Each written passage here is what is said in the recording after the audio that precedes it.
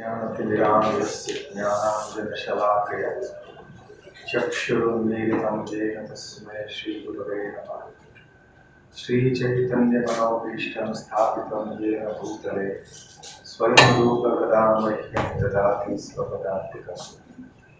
वन्देऽहं श्रीगुरुं श्रीयुतपदकमलं श्रीगुरुं वैष्णवांश्च श्रीरूपं साग्रजातं सहगणरघुनाथान्वितं तं सजीवम् साद्वैतं सावधूतं परिजनसहितं कृष्णचैतन्यदेवं श्रीराधाकृष्णपादां सहगणललिता श्रीविशाखान्वितांश्च नमो विष्णुपादाय कृष्णप्रेष्ठाय भूतले श्रीमते भक्तिवेदान्तस्वामिन्निति नामिने नमस्ते सारस्वते देवे गौरवाणी प्रचारिणे निर्विशेष शून्यवादी पाश्चात्यदेशतारिणे वाञ्छाकल्पतरुभ्यश्च कृपा सिन्धुभ्येव च पतितानां पावनेभ्यो वैष्णवेभ्यो नमो नमः। जय श्री कृष्ण चैतन्य प्रभु नित्यानंद श्री अद्वैत गदाधर श्रीवासादि गौर भक्तवृंद। हरे कृष्ण कृष्ण कृष्ण हरे हरे, हरे Ram Ram Ram Hare Hare.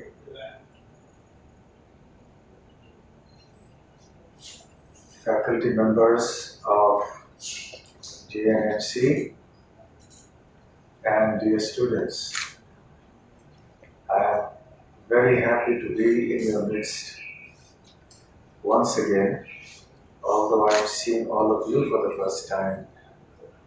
But I have come here to this institution on many occasions in the last many years.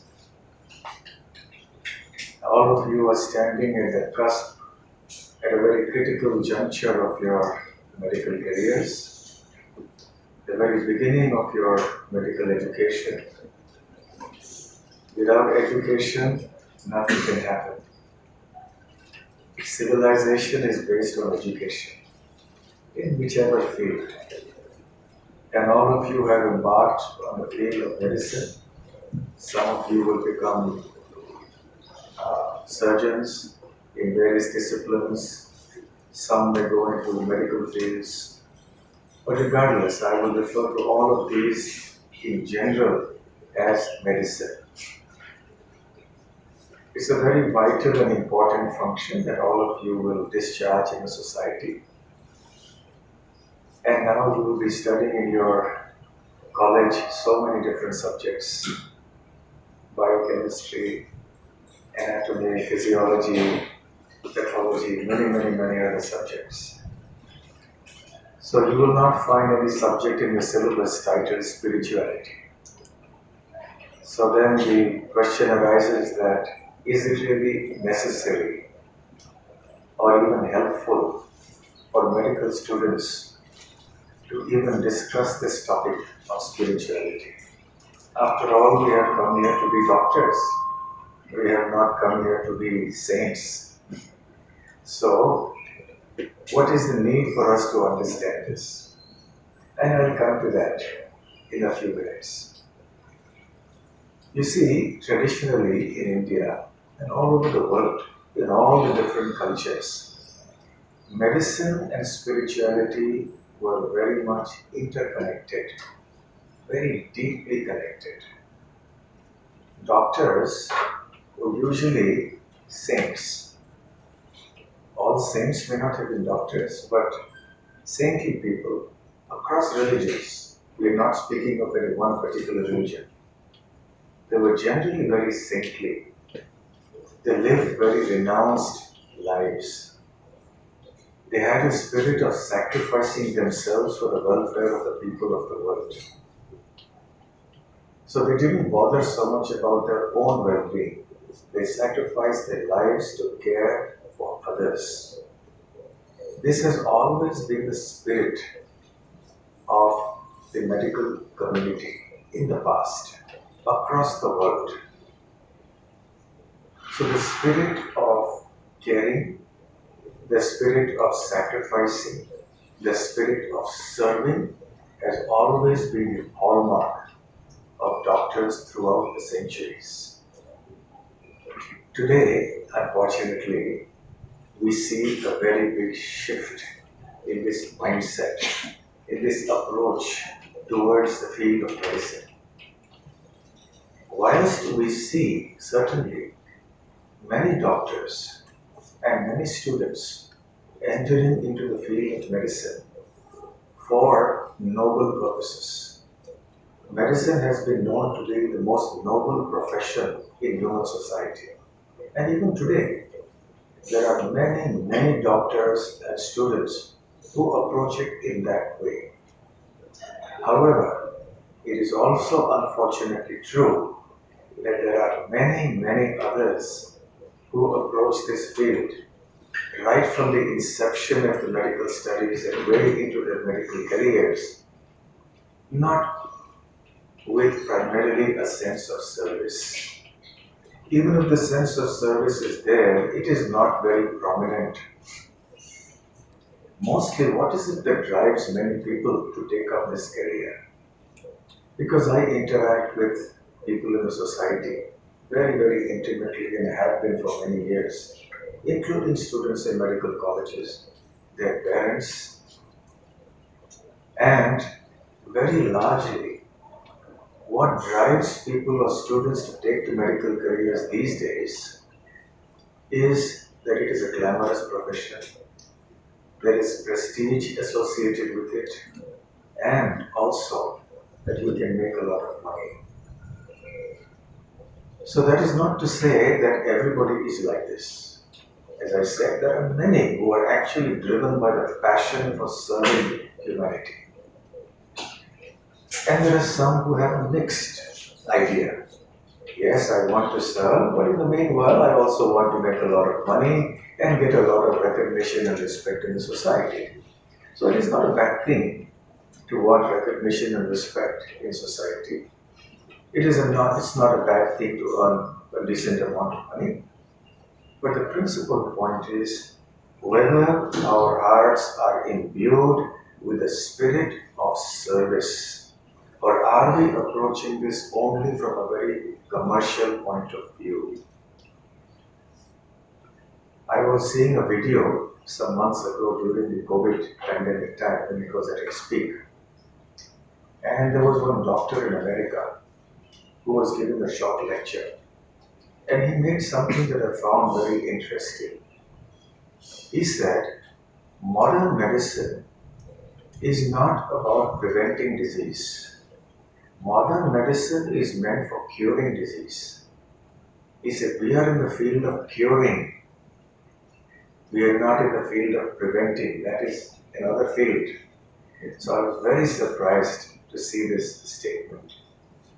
So we see a huge shift in our approach to the medical sciences and the medical profession. From a field that primarily focused on caring, we have now come to a field which focuses only on curing. Curing is a very important part of caring, but there is much more to caring than simply curing. And as your professors will tell you, as time goes by in your 5.5 years before you get your final MBBS after the internship, that it is not only about giving medicines or performing a surgery. There is a lot more that is involved in your role as a doctor. And even if you become a medical teacher, still these principles will be valid. So actually, medicine and spirituality from time immemorial have been very much intimately connected. So let me first discuss these two terms. What is medicine and what is spirituality? And then I'll come to the connection between the two. Now, this is probably your third or fourth day in this institution. So you're also very new. Perhaps you're not even familiar with your professors yet. Maybe you don't know which subjects you're going to study in the next semester and so on. But in general, all of us have this understanding that medicine, in short, is a science of keeping the body healthy. And it includes essentially three things. Prevention of disease, number one. Number two, diagnosis and treatment. And third, other related items. By related items, I mean things like understanding how drugs are produced, how the medical pharmacology, many other things that are essential, which you may not actually be using it directly in your treatment of patients, but you have to have that knowledge, you have to have that background with you, otherwise you will not be able to discharge your functions. So these are broadly three areas.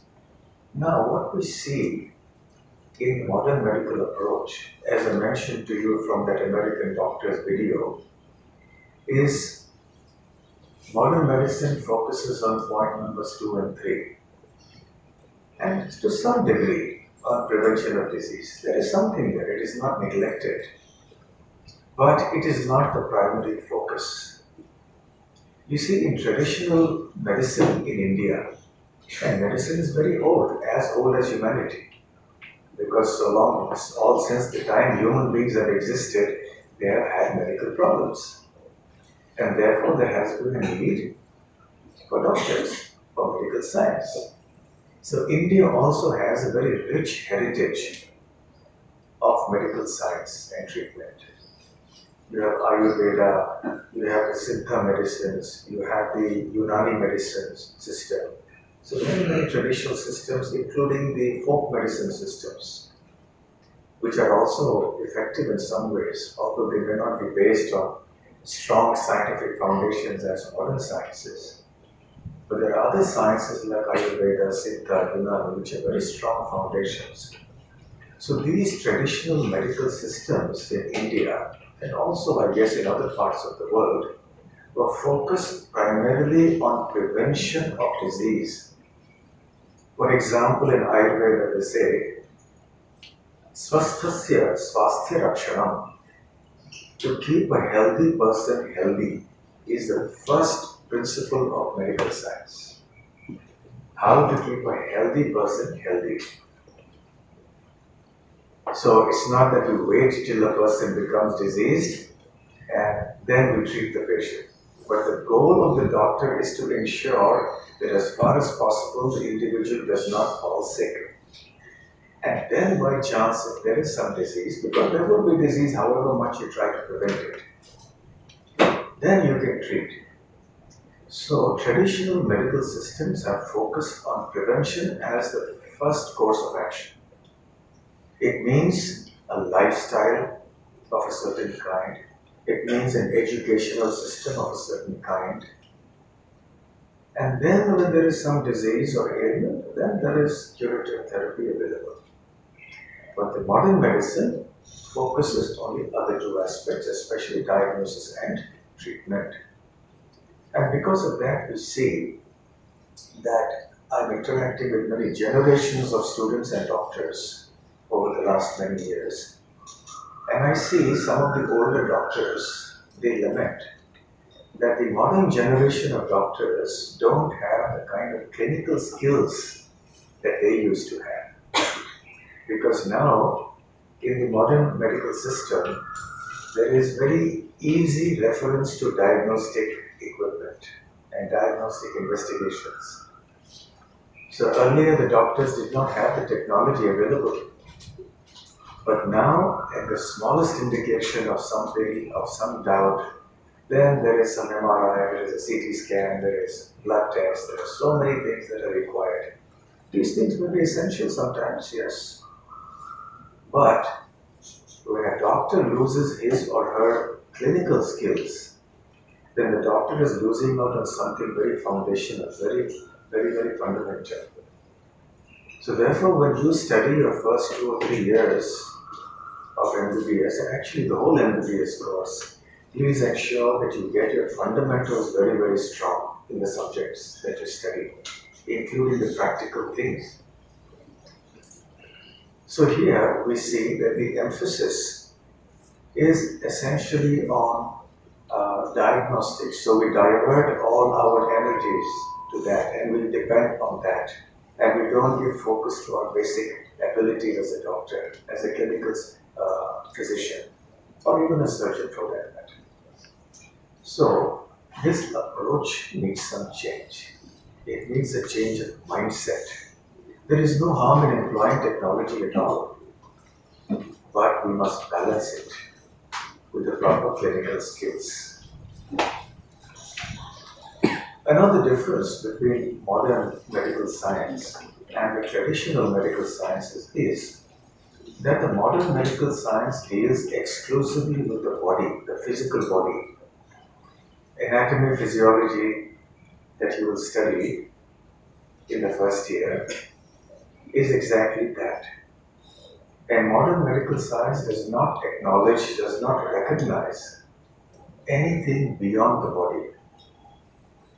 They speak of the mind, but even that is not well developed. Psychology, psychiatry, they are not very well developed sciences as compared to the other medical sciences. And then also, they give, their understanding is that the mind, the emotions, etc., are basically products of the brain or the nervous system. So we see that there is no concept of anything subtle. And even if there is something subtle, it is just a byproduct of certain electrochemical functions in the brain or in the rest of the body, and so on. So this is one drawback of the modern medical science. They do not understand the mind properly. They do not understand the concept of intelligence properly. They do not understand emotions properly, which are so integral to our lives. And definitely, modern medical science does not have an understanding of what we call the soul or the Atma. So that is the realm of spiritual knowledge, of spiritual science. Because modern medical science follows a certain paradigm, a certain approach, a method. And the spiritual sciences have a different approach. So therefore, we see another distinction between the modern sciences and the traditional sciences. Now, as we all know, human needs are diverse. It is not that we only have physical problems of disease. Sometimes there is hunger, we need food. Sometimes we need some entertainment. Sometimes we need some friends to talk to. Sometimes we have some intellectual need to be fulfilled, so we like to read some books, we like to do some intellectual activity. Sometimes we want some physical sporting activity. So we have diverse needs, and for that we need the physical body. So it is very important to take care of our physical body. But that is not everything in our human life. The physical body, as important as it is only a vehicle that is meant to fulfill our many, many needs and desires in life. So therefore, medical science, as important and vital and crucial as it is, addresses only one part of our needs. So we should certainly not neglect medical science, but we should also understand that it is not complete.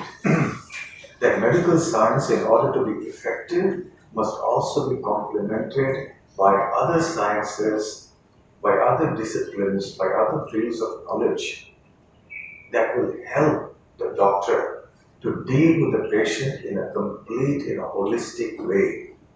Because ultimately, what does the doctor want? The doctor wants the welfare, the well-being of the patient. And again, as your professors will tell you as time goes on, it is not only about your medical skills that will make you a good doctor. It is also about how effective you are as a communicator. How nicely are you communicating to the patients? How are you handling the relatives of the patients who are very disturbed? How are you empathetic to the pain and suffering of the patients and the family? How are your leadership skills? How are your human relationship skills? How are you dealing with the nursing staff, with the other staff? How are you dealing with your fellow doctors? So a lot of this is involved. It is not only your medical knowledge and your surgery and other clinical skills. So therefore there is a lot that needs to be done. And so a doctor, to be a complete doctor, must not only be good in the medical subjects and skills, but must also be aware of other sciences. Because ultimately what do we want to be? We want to be happy. Many people go to different places of worship. Some may go to temples, some may go to mosques, some will go to church, some will go to Gurudwara, some will go to any other place of worship. Have you heard of anybody who approaches or goes to a place of worship and prays to God, God, you have given me so much happiness, please give me at least a little suffering in my life. Does anyone go to the temple and ask for suffering? Nobody. Everybody goes because they want some relief from suffering.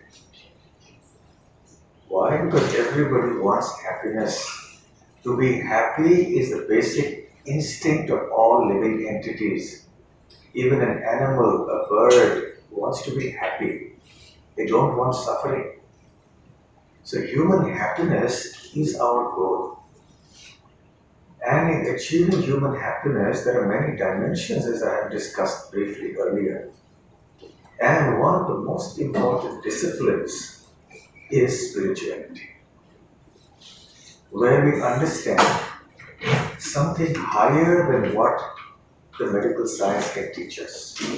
Something that is beyond the body, even beyond the mind, even beyond our emotions, beyond our intelligence. That is what spirituality addresses. So now, let us start with what spirituality is. Spirituality involves understanding the following. Now that we have discussed briefly what is medicine and what are the traditional and modern approaches to medicine, now let me discuss briefly what spirituality is. I will try to give you some very broad, general definitions. It does not matter what religion you follow. It does not matter whether you are an atheist. But this kind of understanding goes beyond that. And I'm sure some of you may be aware that the World Health Organization, WHO, has included in its definition of health, not just physical health, mental health, but also spiritual health. This is very interesting. So even the Western world has appreciated the need for some spiritual understanding of the individual. And because the spiritual aspect of the human being is so important for the well-being and happiness of the individual, the doctor must have some understanding. So this kind of mental approach is understood by all of you right from the beginning of your medical education. Then when you actually graduate, become doctors and surgeons, then you will be able to take care of your patients in the best possible way. So, spirituality can have three aspects. The first is to understand my identity. Who am I? If I may ask you, who are you? You will tell me your name. But from a spiritual point of view, that answer is not sufficient. Let's say you are driving, I don't know which car is that, a Scorpio car. And suppose I ask you, so my dear sir, who are you? And you say, I am Scorpio. Will you say that? No, Scorpio is the car in which you are sitting. But you are different from your Scorpio car. So similarly, when you say, my name is such and such, yes, that refers to your body. It refers to your vehicle. But there is something else that underlies the existence of your body. So according to various scriptures like Bhagavad Gita and any other spiritual disciplines, we understand that the living entity is essentially a spiritual spark of spiritual energy that activates this body and makes it alive. That is why we see that at the time of death, it is not possible to revive that person back to life. once the person has been declared dead, by whatever symptoms are there, brain dead, whatever other symptoms that you have, you can't bring that person back to life. Why is that? From a spiritual point of view, you can understand it's because the soul has left the body. So the soul, according to spiritual knowledge, is life. The soul is consciousness. And this is where there is some difference between the spiritual approach and the modern medical approach. Because modern medicine or modern medical science thinks of consciousness as a byproduct of the chemical reactions and electrochemical processes in the nervous system and the human body as a whole. But from spiritual understanding, we see that the living entity, the real you, the real me, is this Atma, the soul. Every religion has some concept of the soul. So therefore, this is one very important point that distinguishes spirituality as a special field. The second is what is true happiness. Now, if you look at happiness only from the point of view of the body, or the mind, or the ego, then you have one kind of answer. Somebody may say happiness means to get a lot of money. Someone may say happiness means to win the World Cup. Someone will say happiness means to enjoy life, to go to the movies, to eat good food, to wear good clothes. So everybody may have some different idea of what is happiness. So we want to be happy, but we have an idea of happiness that is based on this body. Whatever gratifies and satisfies this body, we call that happiness. But from the spiritual point of view, that is not happiness. That in fact will cause distress in the future. One time, many years ago, I was in a medical college in Bombay giving a lecture in the anatomy department. And the professor of anatomy was, before the lecture, took me on a tour of the department. And she showed me certain bodies and other things that were there. And she opened up the lungs and she was black. And she said, this person has been a heavy smoker. So somehow we have got these lungs to show our student. But these lungs, it was like charcoal black. So the professor was saying that we have to show our students all these things when they understand anatomy. They have to learn all these things. So somebody is smoking a cigarette and then thinks that he is enjoying that smoke, but doesn't realize that this kind of happiness is actually killing him. It will cause various types of cancer. It will ruin his lungs. It will cause so many other medical problems. So in other words, what we think is happiness on the basis of satisfying this body is actually not happiness according to the spiritual point of view. So in spirituality, the concept of happiness is something very unique, something very divine, something related to the soul, not merely to the body. The body is also important. We cannot unnecessarily put the body through suffering. But we should know where to draw the line. So that is where spirituality comes in. And spirituality and the material approach to life must be harmonized. And third, also very important, what is life's ultimate goal? When you speak of ultimate goal, if I ask you the question, it's a very deep question. Can I ask any of you, what is your goal of life? It's a very deep question. Any of you like to answer? Yes. To have peace of mind. To have peace of mind. Okay. Anybody else? What is your goal of life? Have you ever thought about this? Anybody else? Yes. Internal satisfaction. Internal satisfaction. Okay. Yes. To die happy. We are already thinking about death.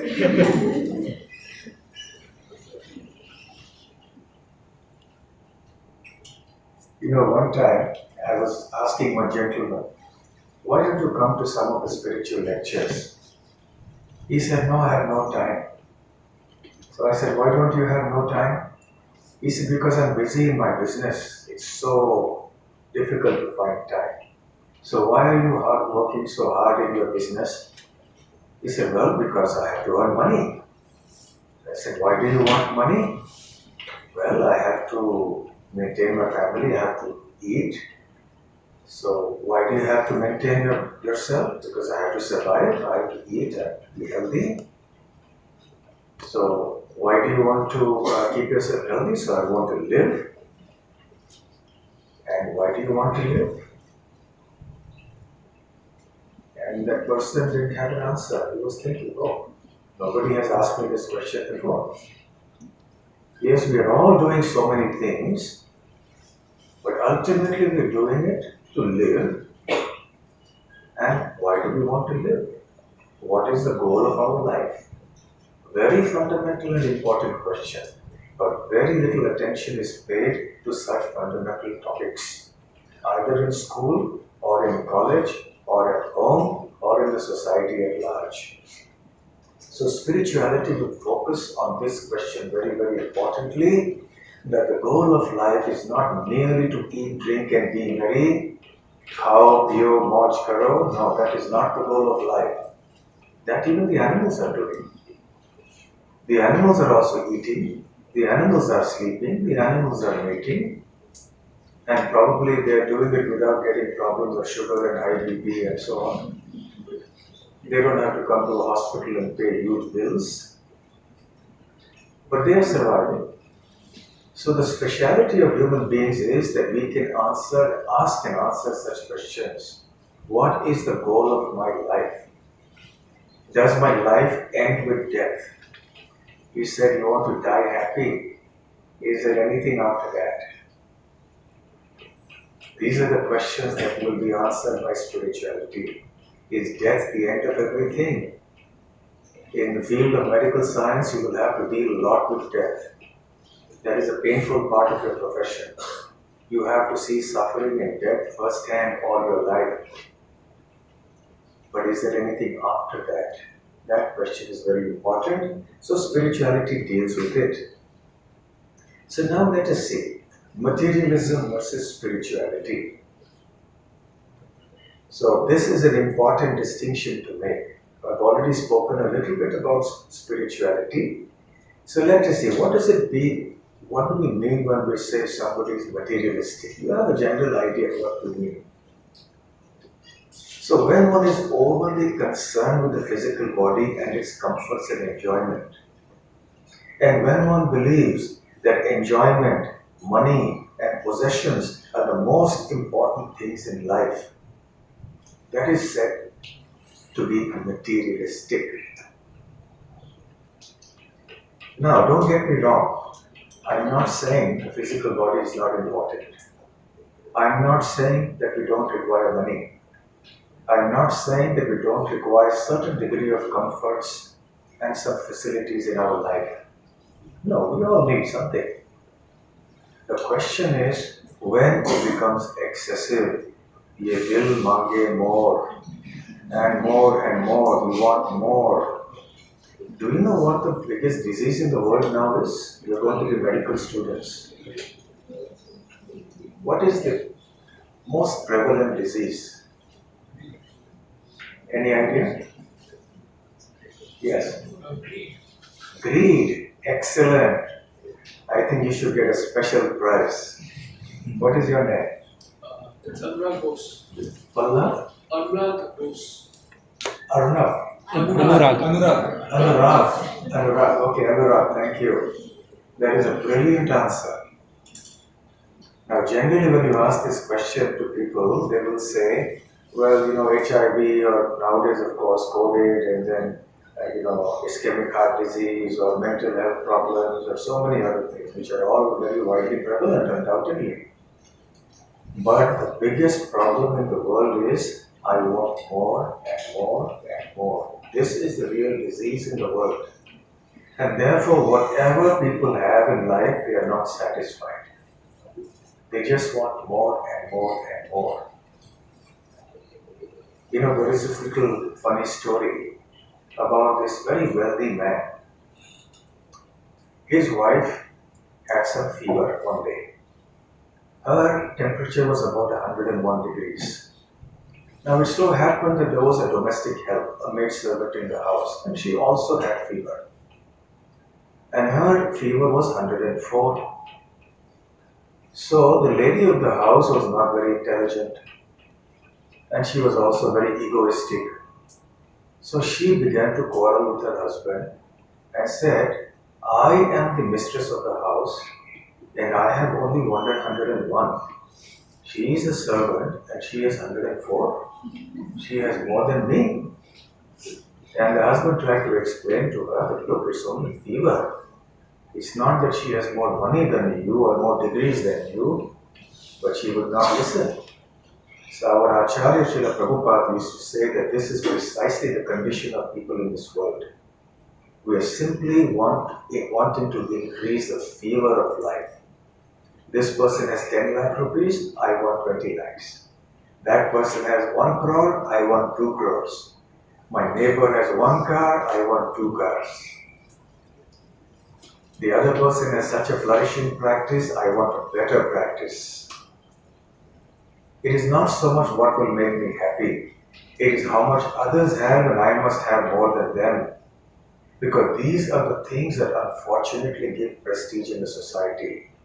In the olden times, the teachers were the most respected because they gave knowledge. So knowledge was a respected value in the society. Today, money has become the respected value in society. If somebody has money, that person gets respect. If the person has knowledge, some respect, but not like it used to be earlier. So this is because we are becoming more and more feverish in our materialism. We are never satisfied with whatever money we get, and therefore we resort to all sorts of unethical means. And unfortunately, even in the medical profession, even though there are many, many ethical doctors, there are also many unethical doctors who resort to many unethical practices just out of greed. Spirituality, let us say what spirituality is not. Spirituality does not neglect the body, but it emphasizes that we have a higher spiritual nature and it is important that we must all realize it. Spirituality makes us think and act beyond enjoyment, money and possessions. Spirituality does not deny that these things have a place in your life. But it says, look, don't go overboard. Don't do too much of it. Learn to balance your life. Learn to be satisfied with what your destiny has provided for you. Work hard. Work smart, work intelligently, work honestly, and then be satisfied with what your destiny provides. And reserve your time and energy for thinking of things that are higher. And therefore spirituality gives us real purpose and happiness in life. Now this question may come up. When we speak of spirituality, immediately the question arises, is that the same as religion? Because now religion has become the cause of so much conflict and misunderstanding and hatred in this world. Very, very unfortunate, very tragic. That is because people everywhere, cutting across religions, are misunderstanding what true religion is. So is there a connection between spirituality and religion? The answer is yes, there is a connection. However, spirituality is the finest essence and the perfection of religion. It represents the core principles of religion. It gives a higher purpose to religion. All these 3 points are very important, and I would request all of you to please keep this in mind. Spirituality is the essence of religion. If somebody is religious, but is not aware of the core principles, the spiritual part of the religion, then that person's religion is only a superficial thing. It must be very deep. Generally, the religiosity of people is materialistic. So people go to ask for material things. Please give me money, God, please give me this. And there is a funny incident that I like to tell many times. Even last year when I addressed the students, I narrated the same little joke. You've all heard of Balaji in Tirupati. So many people go there and they have some materialistic idea. Not everybody, but many people do that. So one person was a businessman. So he thought he would cut a deal with God. So he said, look, I have a business contract that I'm hoping to clinch. And if I get that, then I will make 5 lakh rupee profit. So if you let me have it, then I will give you 50%. So he made this deal with Lord Balaji in Tirupati. So he prayed and he came back. And then the business deal happened, but he made only 2.5 lakh profit. Not the 5 lakh that he was anticipating. So then time passed, and then Lord Balaji appeared to him in his dream. He said, hey, what happened? You were supposed to give me 50%. I have not seen you since that time. You have got your profit. And where are you? I haven't seen you since then. So he said, look, you already kept the 50% with you at the beginning. So now why should I give you another 50% from what you had? So in this way, people approach God in whichever religion with some materialistic idea. That is not spirituality. Okay, it is better to approach God for money than to rob a bank, that's for sure. So better than robbing a bank, go and ask God, give me some money. But better than asking God for money, understand the core spiritual essence. Whatever your religious faith may be, it does not matter. Try to understand the core philosophical principles and the spiritual essence of your religion. So true religion or spirituality is not meant for merely fulfilling some materialistic goals. It is meant to educate us, to train us, to rise beyond them, not to simply be absorbed in them. So therefore, in practical terms, this word true has somehow come in. It shouldn't be there. Some typing mistake. So in practical terms, spirituality means, first of all, understanding spiritual knowledge. Now, before you become a doctor, you have to understand so many subjects. In the first year, you will have anatomy, physiology, and biochemistry. And biochemistry. You don't have surgery in the first semester. As soon as you come, right after your orientation is over, they take you and make you cut up the body. No. That will come much later. Because your fundamental knowledge has to be strong. So until when you start doing practical things, you have to have a background of theory. That goes for any subject, in any field. So similarly, even for spiritual science, we need to have a strong theoretical foundation. We must understand this knowledge. So in practical terms, spirituality means that we must understand the spiritual knowledge thoroughly, the spiritual concepts. Then, following that, based on that spiritual knowledge, some connection somewhere. Yeah. Then based on what you have understood, something is fluctuating. So based on what you have understood, you have to perform some practices. Just like when you do your theoretical chemistry or biochemistry, then you will go to the lab and you will actually have experiments to do in the laboratory. and they go side by side. So the theory and the practical go together, and so also it is with spiritual science.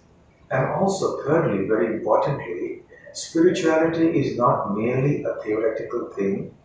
It is not something that you do only for yourself, but when you are a spiritualist, then it must manifest in your behavior, in your mindset, in your speech. So we must develop qualities like kindness, compassion, humility, forgiveness, freedom from greed, anger, ego, and other such bad habits and bad tendencies. This is very important. Otherwise, there is no meaning to be a spiritualist. If there is hatred in the heart, if there is ego, there is greed, there is feeling of enmity towards others, then we cannot be genuine spiritualists. So now, what is the connection between medicine and spirituality? I have spoken briefly earlier about what the ancient Indian knowledge teaches us about this. Let me give you a small point about Charaka. Incidentally, I wish along with all the posters, we also had some posters of Charaka and Sushruta and others who gave us so much about anatomy and physiology and surgery and so on. They also did a lot in these areas. So, traditionally, there are four things that are important for successful treatment. You have the doctor, medicine, the medical attendants, and the patient. Now, can you tell me which of these four is the most important? Anyone, please raise your hand. Yes. Patient. Patient. Okay. Anybody else? There are only four guesses possible, so. Anybody else? Which of these four is the most important? Please raise your hand so I know who's speaking. Yes? Doctor. Okay. Why?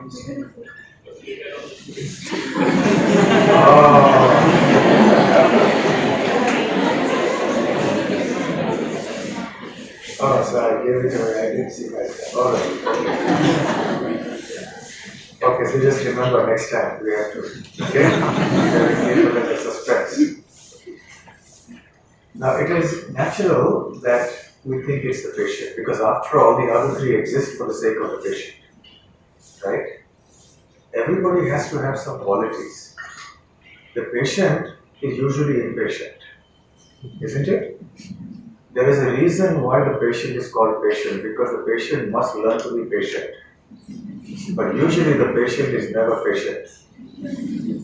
Patient always wants quick results. And they want something very fast. And they come and talk to other patients and then they criticize a doctor or something. We had one doctor who kept many thermometers on his table. So when one patient went inside, he asked the doctor, "Doctor, well, you need only one thermometer when you have a patient. Why do you keep so many 8, 10 different thermometers over here?" So he replied, when the patients sit in the waiting room, they simply gossip and they ask each other about the medicine and the charges, and they create such a bad negative atmosphere that I tell my nurse, and she goes and puts a thermometer in the mouth and they all sit like that quietly and have a very peaceful waiting room. So patients are very rarely patient. So even though these other three exist for the sake of the patient, it is actually the doctor who is most important. The medicine is definitely important and required. The medical attendants are required. But it is the doctor who is the most important factor in this whole thing for successful treatment. The kind of requirements that traditionally we have seen in India that are necessary to be a good doctor are very interesting. So I will tell you some of them, because all of you are going to be doctors. So it is important for you to reflect on these things. Now the first three are very easy and commonsensical. The doctor must have detailed knowledge of diseases and treatments, must have extensive practical experience, must have practical skill. This is common sense. Any doctor must be good in the subject. Otherwise, what is the meaning of being a doctor? Otherwise, you have heard that Hindi saying, Neem Hakim Khatre Jaan. Have you heard that? Neem Hakim Khatre Jaan means you go to a quack and your life is in danger. You never know what will happen. So a doctor must be competent in the medical subjects, theoretically and practically. But also very important is purity of body and mind. So not only must the doctor be clean in the body, but also must be clean and pure in the mind. The doctor's mind must be free of greed and anger and such negative emotions. It indicates a doctor must be a spiritually oriented person. Unless one is so spiritually oriented, it is difficult to have a pure mind. And when you don't have a pure mind, you cannot treat the patient in the best possible way. Some other important qualities of a doctor. The doctor has to be courageous, perhaps not in the way of a soldier in the battlefield, but also courageous in the sense of dealing with the patient's life-threatening issues, with the diseases, dealing with the patient's relatives. So, because life is at stake, so the doctor sometimes needs to be courageous, has to be intelligent to manage critical situations, must be endowed with moral virtues. You see, today, the standard is that so long as you're technically competent in your field of work, then you are considered a good professional. But that is not the traditional Indian way of looking at it. Competence in your field is very important, but it is not everything. Your moral virtues, your moral character is very, very important. It is only with that that you become a complete doctor. So this was stressed very much in the ancient medical sciences in India. The doctor must be endowed with good speech, must be truthful, must be humble, must be friendly to patients. But also it is cautioned that you should not become too friendly with patients also, because then they will take you for granted and they will not take you seriously. So don't be harsh with them, be kind to them, be humble, but don't be too friendly also. And the role of the doctor is much more than the treatment of diseases according to our tradition. The doctor must also play a role in helping the individual reach the ultimate spiritual goal of self-realization, which is not possible without a healthy body and mind. Because ultimately, if only the body is healthy and we don't have spiritual knowledge, we will misutilize the body for something that will actually cause us great harm. The doctor must also be a philosopher. If you go out, I was just in the anatomy and other departments, and I saw Leonardo da Vinci. He was a polyglot or a polymath. He was an engineer. He designed some aeronautical devices. He was also an astronomer. He was a mathematician. He was a poet. He was a philosopher. He was also a medical person on anatomy and physiology. He wrote some things. So you see, a doctor is not supposed to be only just a doctor. The doctor must have a larger understanding of life. And spirituality being such an important part of life, the doctor must be well versed in that, so that he or she can also assist the patient move higher in the intellectual and spiritual dimension of life. So therefore, this doctor must take spirituality very seriously in his or her own life also, and must lead a life of integrity, simplicity, and being without greed. You know, the other day, some months ago actually, I was talking to one young student who had just passed out of medical college. And So his father was he was spiritually inclined, but somehow his father was not. So his father was very materialistic. So his father was looking out for a marriage match for him. So the father was looking at some families, and the discussion in the home was, we have to find a girl whose family will be able to give us large dowry, crores of dowry. Why? Because I have spent so much on you for your medical education. And also for your PG seat, I will be spending a lot of money. Then after you finish, then I will be helping you setting up the hospital. So naturally, your wife, whoever becomes your wife, must also now bring this money with her. So the son was talking to me about this.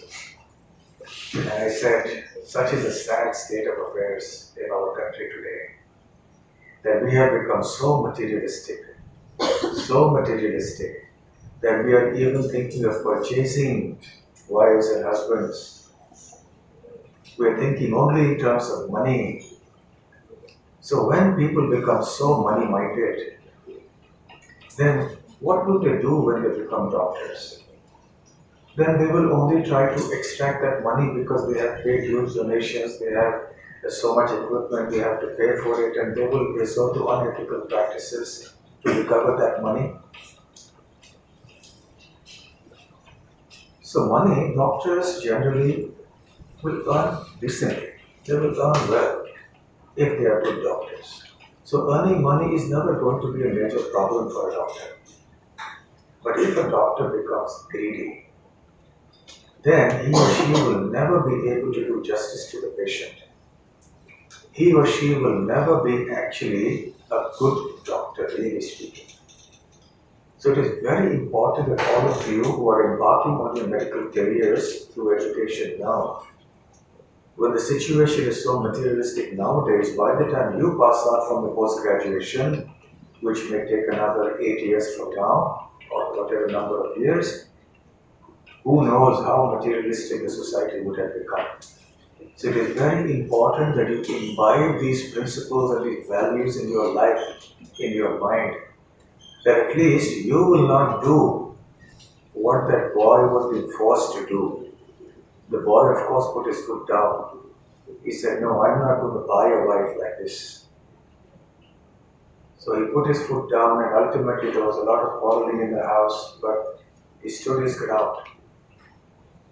He said, we will not accept any dowry like this forcefully. And we will not enter into a marriage relationship only because of money. So he put his foot down because he had this principle, he had these values in his mind. So even in your medical practice, please keep this in mind. It is very important that we have a society where our doctors will be full of integrity and who will set a wonderful example to the society. So the goal of a doctor is not only for selfish purposes of fulfilling worldly gains and desires, but it is for the sake of helping others getting relief from suffering. So we have to revive that old mood of wanting to become a doctor to serve humanity at large. We have to revive that spirit of care and service and make that prominent in the medical profession. As I said earlier, there are indeed men who are like that, but they are unfortunately nowadays in a minority. So medicine is a noble profession meant for the welfare of the patient and not making money for glamour and prestige. Glamour, prestige, money will come of its own accord. Don't worry about it. Just do your medical practice nicely. Take care of your patients ethically, sincerely, competently, and everything else will come. So there is a Sanskrit shloka that says, Sarve bhavantu sukhinah, let everybody be happy, sukhinah. Sarve santu niramayaha, let everybody be free from disease. Sarve bhadrani pashyantu. Let everybody see things that are auspicious. Ma kaschit dukkha bhag bhave.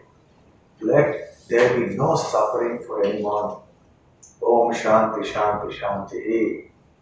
Let there be peace and peace everywhere.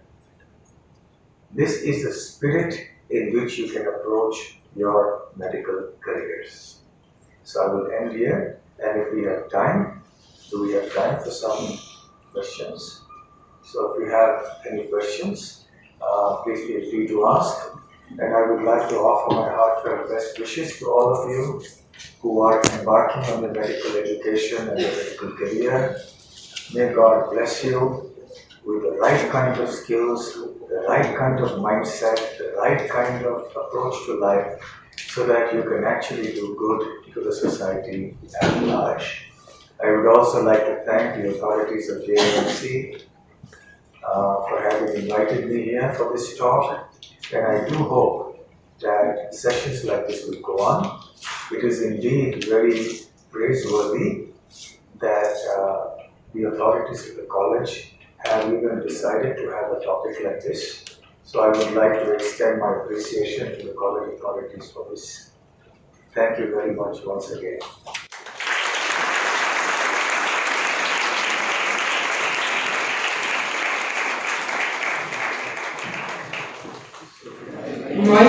So you talked about being spiritual, but what does it actually mean to be spiritual? Is it believing in a God, a higher power, or is it not being materialistic? What does it boil down to at the end of the day? What can we do to be spiritual? Okay, very nice. What's your name? So it's Aditya Raj. Okay, Aditya, very good question. What does it really mean to be spiritual? Does it simply mean that we should not be materialistic? Does it mean that we should be godly? Yes, both. Maybe you can switch that on. Yeah. So it means all of that. At the very least, we must not be materialistic. Number one. Number two, it is important for a doctor to also be godly. Do you know why? I will ask you one question. Is it important for a doctor to believe in God? Doesn't matter what religion you follow. That's another question. Anyone? Any of you would like to answer this question? Yes, because there's a hope beyond that. Because? We hope for the best. So we'll approach God.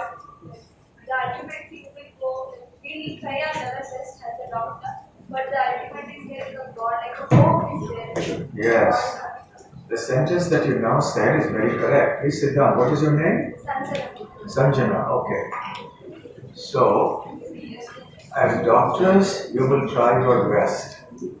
But, as you will see in the course of your medical career, and when you talk to doctors, they will tell you that there are some higher powers at play. And sometimes the doctors do their best and they say, we just leave it to God.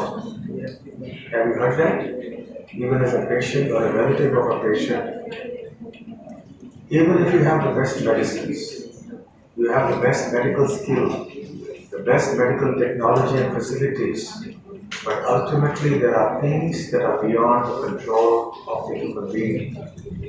That is where God comes into the picture. Every wise doctor will understand that I am not the end all and be all in the process of getting the patient to be recovered again from his or her illness. In Sanskrit, there is a saying, Vaidyo Narayana Harihi, which means that ultimately God is the healer. So the doctor is ultimately an instrument. The medicines are instruments. The technology is an instrument. So the doctor, the medicines, the medical attendants, the technology all work together to act as an instrument in the hands of God. So when a doctor understands this, The doctor understands the reality of the situation. The doctor does not become proud thinking it's only because of my skill that I have, diagnosed or treated this patient properly. The skill of the doctor, as important as it is, the grace of God is also very important. So spirituality means that the doctor must have this kind of approach also. Okay? Yes. Okay, one question here. This question has been asked by Kushi. Does spiritualism promote minimalism? Very interesting. I'm surprised pleasantly that some of you have even heard this term. Who's Kushi? Okay. Now you have a lot of Kushi. Does spiritualism promote minimalism? You know what is minimalism? Yes, sir. Minimalism means you try to live with the minimum possible luxuries and comforts and belongings and possessions. That's a minimalist. So the question is, does spiritualism promote minimalism? Well, in a sense, yes. But you don't need to be an absolute minimalist, because that is essentially for those who are renounced. For those who are living in the world, you will need your car, you will need your mobile phone, you will need some facility at home. So the idea is not minimalism, the idea is optimalism. Not maximalism, not minimalism, but optimalism. Whatever is optimally required for you to maintain a decent standard of living with decent comfort, not too much, not too little, so that you can live your life in a holistic and complete way. So can a maximalist be a spiritual person or practice spirituality? Well, the word maximalist indicates a very materialistic person. If a materialistic person, excessively materialistic, it will be difficult for him or her to practice spirituality, but a wealthy person can practice. There is a difference between a wealthy person and a maximalist person. A maximalist person may be very poor, but once has unending desires.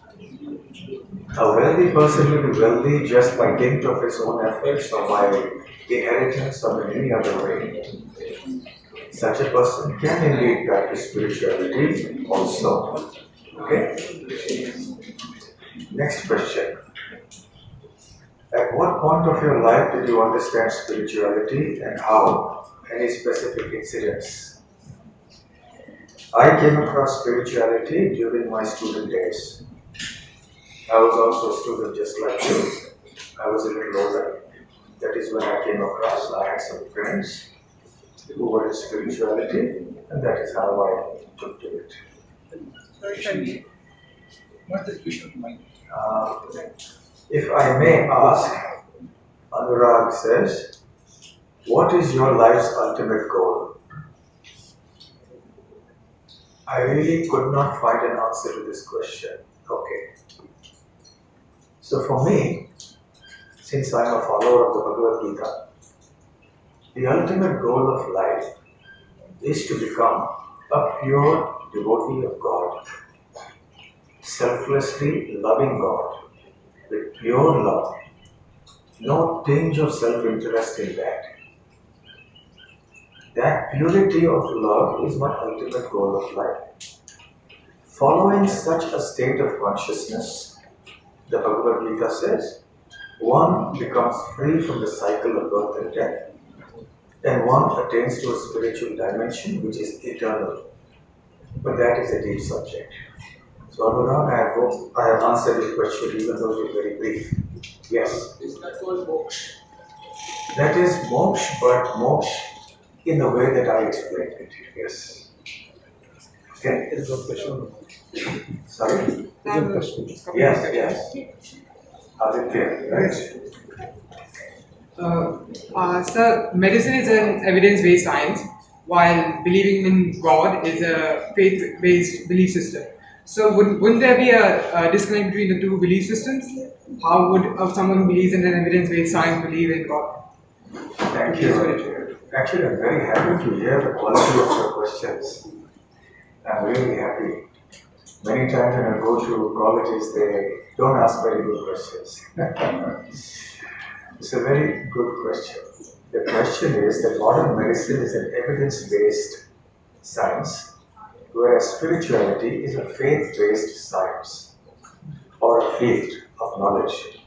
So, can you, as a doctor, practice something that is faith-based? Is that your question? Yes, sir. Wouldn't there be a disconnect between the two belief systems? Will there be a clash in the two belief systems?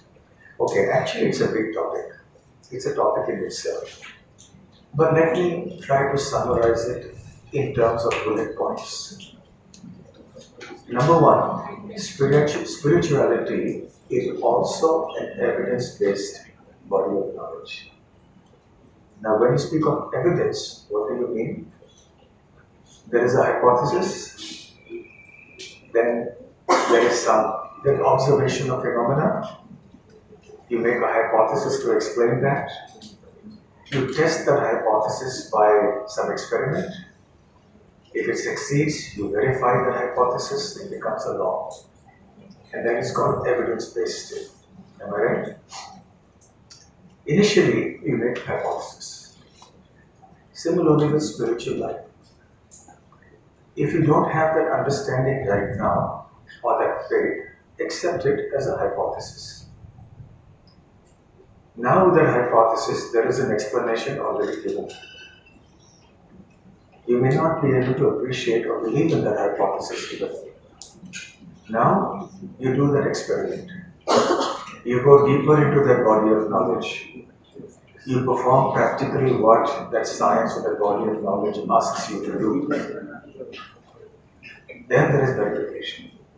When you experience what is prescribed, what is predicted, then you understand it's evidence-based.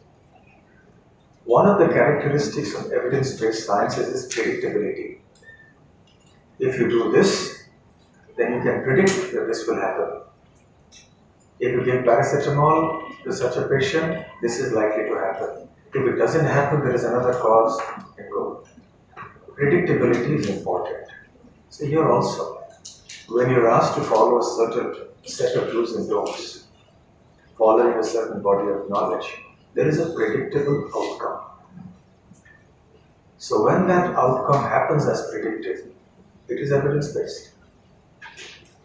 So spiritual science is also evidence-based. Although the fundamental difference between spiritual knowledge and medical knowledge is that medical knowledge is based on an empirical understanding. The knowledge is on observation only, whereas spirituality is founded on sources of knowledge that are imparted to humanity from divine sources, from greatly self-realized spiritual personalities who have actually realized that knowledge. Therefore, there is no conflict between the two. And also, I'd like to make another point, without making it too long, the answer, that all the empirical-based sciences, including medical science, are also based to some degree on faith. Faith on your senses, faith on your diagnostic equipment. How many times the technology can mislead you? Those who are practicing doctors, maybe you can ask them how sometimes technology can be very misleading. How clinical diagnosis can sometimes be misleading. So therefore, we have faith in a lot of things. We have faith in our senses, we have faith in our scientific models, and we have faith in them because they seem to work. There is an element of predictable outcome. So there is some faith. So no body of knowledge is devoid of faith. So it is wrong to say that spirituality is blind faith. Faith is there everywhere, but you can test it. So the testability and predictability are criteria that will apply also to the spiritual field. Okay? So no conflict. One more question. Yes. Right. So you talk about not being materialistic. So would being ambitious in your career to achieve something, not for money but for respect, or if you want to climb up the ladder, so would that be also materialism? Well, there is no harm in being ambitious. But in the course of being ambitious, don't resort to unethical practices. Don't exploit others. Don't cause pain to others unnecessarily. And don't give up your spirituality. Don't give up your spiritual search in your ambition to succeed in your material life. If your ambition is circumscribed by this understanding, then that ambition is alright. Okay? One or two last questions, I think. We are running out of time. How do you start to practice spirituality as a medical student? I will say first you need to get spiritual knowledge. So for those of you who wish, I'll be giving some Feedback from them. some feedback forms, and there are classes that are arranged on spiritual knowledge. If you wish to obtain that spiritual knowledge, then you're welcome. That can be a good starting point. Is it important to know your ultimate goal of life? If it is, has it already been decided for you? Yes, it is very important to know the ultimate goal of life, because without that, what are we living for? So this is the most fundamental point in life. So I think we'll stop with the questions here because you have other classes, you have a whole schedule ahead of you. But before I conclude, I just want to introduce you to one doctor who has passed out of your college as an MBBS from here, and he has gone on to do his D&B in a very unpopular field, family medicine, where he had options to do so many other fields. And now he has come back. He hails from Agra, but he has come back now to Belgaum because he completely wants to serve the people in the villages, and he wants to be non-commercial in his life. He also has to settle down in his life and earn his livelihood. At the same time, he doesn't want to go into the normal routine of medical life. So he has started a small clinic in a village which is about 35 kilometers from here, or 30 kilometers in the village. And he goes to different villages every day. And he has a wonderful project and a wonderful vision where he actually wants to reach out to the villagers who are poor, and he wants to help them in some way in an integrated holistic capacity. So he's Dr. Sparsh Agarwal. Sparsh, can come here.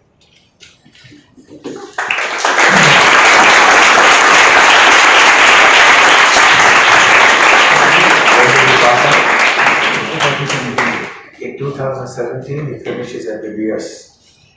He comes from a wealthy family. His parents are more than happy to build a whole big hospital for him so he can run it, but he didn't do it.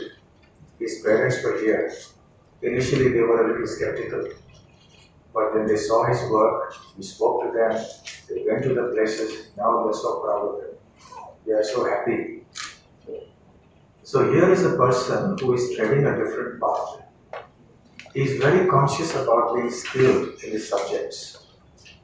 He's a very good doctor. And at the same time, he understands that while money is important, he wants to bring back that culture of serving in the medical profession, service and care as a prominent feature of the profession today. So, Sparsh, do you want to say something or what you are doing? Yes. Just 2 minutes so that we don't delay their classes. Yes. Thank you, Maharaj, for introducing me. Maybe speak in this. Come here. Speak in this. Thank you, Maharaj, for introducing me. It was a long time I'm coming to this classroom. Exactly 10 years back, I was sitting right over here. And I'm feeling very happy to be back over here. And it was not possible without your guidance. And I remember exactly before 10 years or 11 years, the same induction program was conducted. And that led me to think actually that what our real lives are meant for. And as in our medical colleges, we went forward and when I did my internship. So that idea was actually clicking me that actually I belong to the business family and I joined one of the main reasons for joining this medical profession and joining the MBBS college that I didn't want it to be so much that money didn't click me so much. But during my internship days, it was the same scenario everywhere. So actually then I told my parents I don't want to continue MBBS enough, I'll do something. And everyone told no, you should do something. Then I found this family medicine branch and I found it really interesting. And before taking it was my first attempt, but on the internet when I saw on the Google, 99.99% was the negative reviews about this branch. There is no prestige, there is no reputation. But what I found that actually I want to do this only. I wanted to work as a GP, as a village, want to provide good care to the villagers, and I should take this branch. My parents were a little skeptical, but then with the guidance of everyone, I ended up taking this branch and I'm really happy. And now we have initiated a rural healthcare project near Belgaum in Jambuti village. And actually, it's been 2 months only, but in these 2 months, I worked in a corporate hospital also before. But there's so much difference in these two approaches because here I feel empowered. Here I feel that what I actually wanted to do, what is my vision, the sky is open. I can do anything here. It's just upon me that how I want to serve. There are many cases, right now there is no time actually to discuss it, but one brief I would like to discuss. One patient recently, young male, came to me, he was having rectal pain and eventually he was found to have the rectal cancer. Now, the social part of the medicine is completely different. I sent him to a appropriate specialty in Belgaum where he was diagnosed, the biopsy was done, he was diagnosed to have this rectal cancer. And there he was told that maybe a total colectomy, this colostomy will be done. And he was very much afraid. And then he didn't turn up to the hospital. 1 week, so we have made a system of following up the patients. Usually the chronic patients, we click, this is a red flag and he needs constant follow-up and the most important follow-up, and like that we have made a system. So I called up this patient. So he was a bit hesitant. No, I'll go. I called up that patient and then I discussed. So the family part was completely different. Basically, he had no one to support. His father was in different world. His brother was working, not very supportive. So then, and he was planning for some different therapies. No, I'll go to some different herbal remedies. So basically, and he was like, नहीं इससे अच्छा तो मरना अच्छा है, ये pouch vouch ये सब तो नहीं चाहिए कुछ भी. So there I found actually what is the meaning of a holistic health. So there actually we sat, there were 2-3 people and I discussed with him the aspects of the spiritual aspects of the life, the other aspects of the life. I discussed with the herbal practitioners with whom he was planning to take the treatment. And then I told him this scenario, sir, are you actually confident that you can treat him? Then I'm ready to send this patient to you. But are you ready to take the responsibility of this patient? Then he also told no. Till now, what patients we have treated, they were already operated.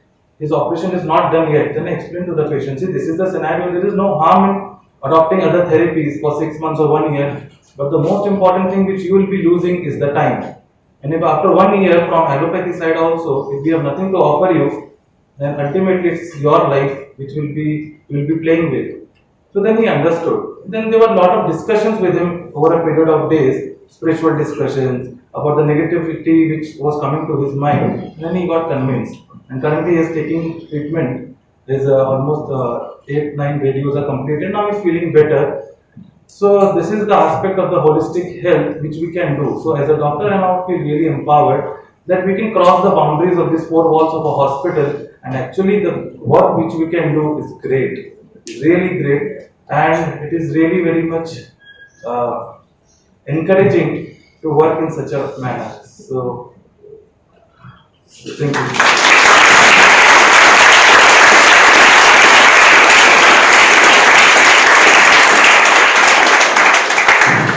Okay, thank you very much, Sparsh. Dr. Sparsh Agarwal, just a living example of what we have been talking about.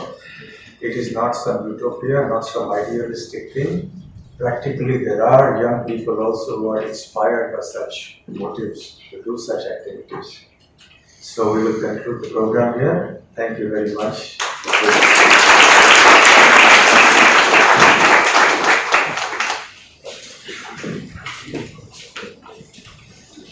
Thank you, Swamiji, for enlightening us with your spiritual words. And thank you, students, for listening to Swamiji. So now I request our Vice Principal, Sir, to hand over token of gratitude to Maharaj. Sir.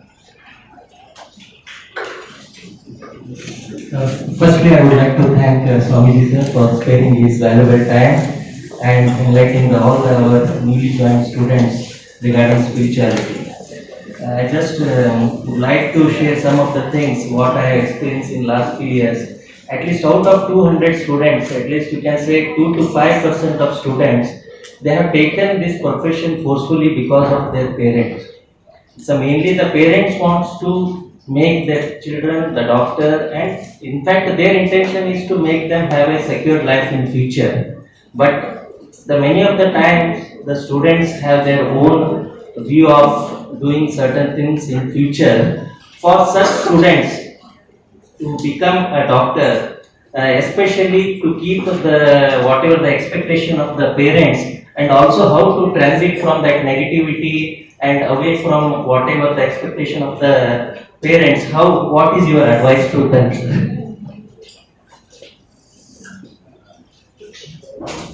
Mic and used. Yes, it is a difficult dilemma because many times the parents are more ambitious than the children, and the parents push in a certain way. But regardless, once these students are here, they should see it as an opportunity rather than as a compulsion. It is an opportunity to do something good in life. Because the medical profession is indeed a very noble profession if one can see it like that. So if through this profession you can do so much good to the society, even if your parents have compelled you to come here, there is no harm. At the end of the day, you end up doing something that is very satisfying to the society and to yourself also. So take a very positive approach and take your studies very seriously. Take up this profession in a noble spirit in which it is supposed to be taken. Thank you, Swamiji. So what Swamiji sir has told, whatever your parents' intention, it might be even materialistic, but you turn it to at least service oriented and keep yourself happy. Whatever you're doing, it is for the betterment of our society. It is going to be your future. So always the Ramakrishna Ashram and the Swamijis have always enlightened us. They have found the youth of our country is the future, and always they wanted even the medical students to be in this field to shine, and the best example being our Dr. Sparsh Agarwal, who is our alumnus. So I think even at least 2 to 5% of the students, they turn up and they do their duty, and even our National Medical Commission from this year onwards, they have brought many of the things, especially the yogasana, the spirituality, the mental health and other aspects. It is not only just in the foundation course. These activities are going to happen throughout the course. With that, from the behalf of our management, I thank once again the Swamiji for sparing the valuable time. Thank you, sir.